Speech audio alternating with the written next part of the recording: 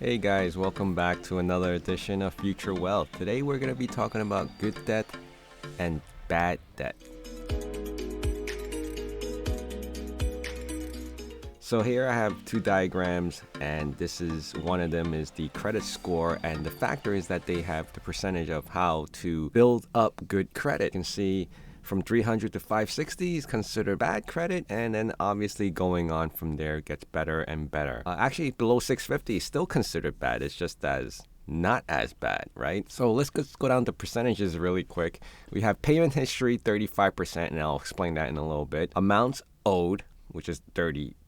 Length of credit history, 15%. New credit, 10%. Types of credits used, 10%. Not too sure of all the criterias in each category, but I'll go over as much as I understand it because I've been in bad debt. Let's go down this list. I found this nice diagram from on Facebook actually when I Googled it, and it was awesome. I like how simple and it was easy to explain using this diagram even to a child. Let's see what good debt is. Good debt is education. Education, anything to improve yourself, to learn, to acquire a skill that could potentially use that to generate income. So that's good debt. You taking out money or a student loan, there may be a possibility of doing it too much, right? Too excessive to an amount where you can afford to pay back that type of education. So you have to really define how much you can afford to borrow in regards to debt, right? Property is good debt to some degree. Now, if you were to buy, let's just say, a single family home at $500,000, you have a mortgage, now you have home insurance, and you have to furnish it, and you're not making any money off of it, that's bad debt. That's not generating any income for you.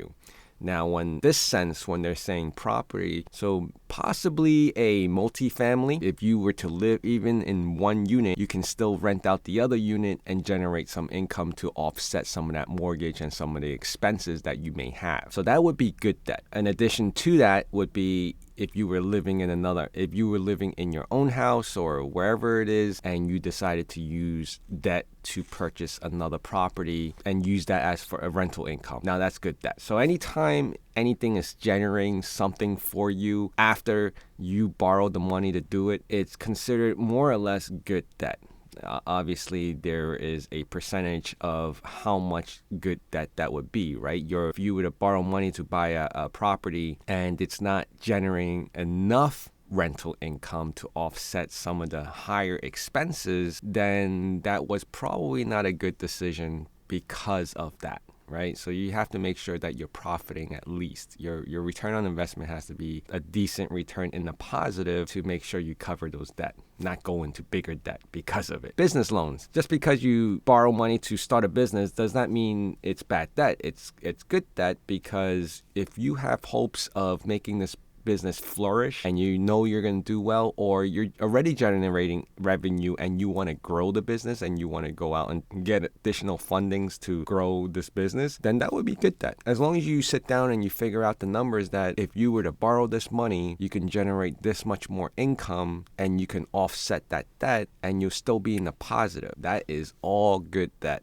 Okay, my friends? All right, so now bad debt is really, really easy to acquire. All right, so let's just put it that way. We all have it. We all go through it. And I want to show you something that I've done historically. It's not something to be proud of, but the accomplishment and the goal of completing it was very satisfying. So let me just show you. I'm going to bring this over in this screen. Let's see what I have here. I'm just going to cover up this diagram. I'm going to keep the credit score up. Now, what are we looking at? You can see cardholder since 2000. You can see the valid dates for the bottom MasterCard of August 2011. So that was during the time, two different cards, and no association with each other whatsoever.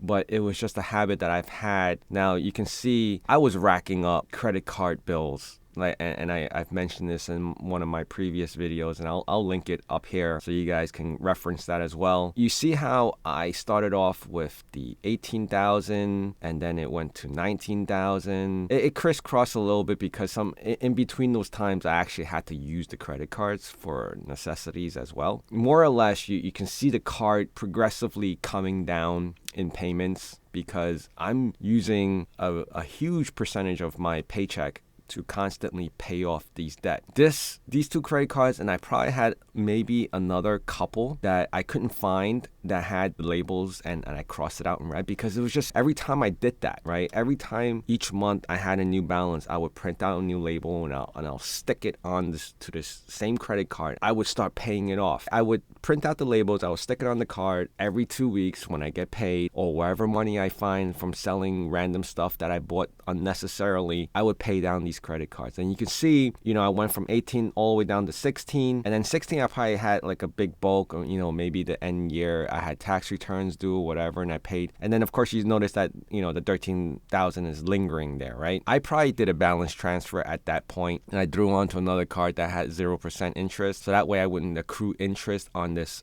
huge amount of money that I owe. And then from that card on, I would do the same identical thing. I'll print out the labels and I'll start paying down the monthly payments. In the beginning, I might have paid minimum because I just didn't have the money, or whatever the case. But then I learned on my own. No one told me, no one showed me. I said I couldn't deal with this anymore. It was like every time I felt like I was trapping myself. And of course I was consecutively running multiple cards, not just one. This is constant, right? So then, you see the other card, it was 4,000, and it just went all the way down. When it's a lower amount and you're paying it off and you can see the difference, it's huge. It's very huge. And of course, I went from 18 all the way down to 13, and then obviously I paid off these cards long ago. I just wanted to bring that up because falling into the credit card trap, very dangerous. And here, bad debt would be credit cards. That would be number one. Credit cards, you could use it to buy, you see they have cars, right? You could use that portion of the down payment on your credit card. And that's easily maybe like $3,000 to $5,000. Now, bad debt also can consist of anything that's not making you any money. It's tricky because iPhone, is that really making you money? If you use it for your business, yes, it is making you money. But do you need to buy the most expensive one? That's debatable.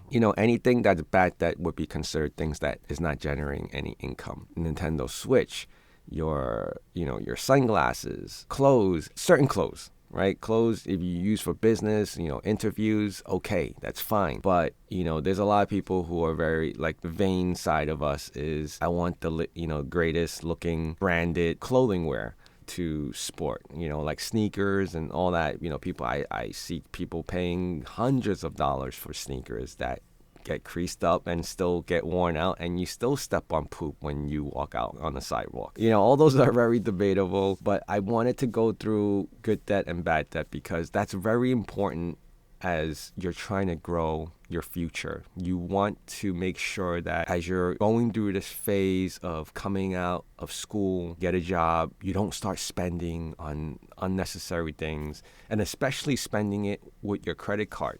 Anything on credit, because it accrues interest, and you can fall into a deep trap. Not saying that you should just go out after you get paid and take the cash out of your checking account or your savings account and start spending $500 a week either. I'm not saying that either, although you wouldn't be accruing interest. You just be using your dollar amount as it is, right? Very important. Please keep in mind that good credit, education, properties, and businesses. Anything to generate income, anything to do, legally, obviously, anything to even generating a percentage, even if you were to invest it in the stock market, whether it's ETFs, mutual funds, bond, whatever the case that generates some type of return, good debt. But you have to make sure that when you do that, you're not borrowing money to put into the market, because that could be dangerous. Because then, depending on how much you borrow and how much the interest is, and you're putting into the market, because the market is not always guaranteed, use money that you already have or you've made, not borrow money to put into the market.